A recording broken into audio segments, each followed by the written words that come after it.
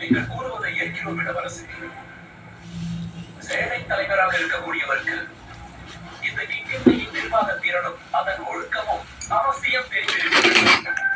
அப்படிப்பட்டவரால் வணக்கம் மக்களே, எனக்கு இன்னைக்கு பிறந்த நாள். காலையிலே நேரமாக இது பண்ணலாம். நான் காலையில் விளக்கு போட்டேன். சரி சாயந்தரம் நான் விளக்கு போட்டுக்கிறேன்ப்பா. நான் குளிச்சிக்கப்பா நேரமாக நம்ம எங்கே போகிற வீட்டில் தான் இருக்கிற நான் பொழுதோட குளிச்சிக்கிறப்பான்னு சரி போய் பால் வாங்கிட்டு வரேன். அப்புறம் இருப்பா அப்படின்னு காலை தொட்டு கும்பிட்டேன். அப்புறம் இன்றைக்கி பிறந்த நாள் இப்படி இந்த சீலை எப்போ எடுத்ததுனாரு நம்ம குற்றாலம் கூட்டிகிட்டு போனார்ல அண்ணா வீடு.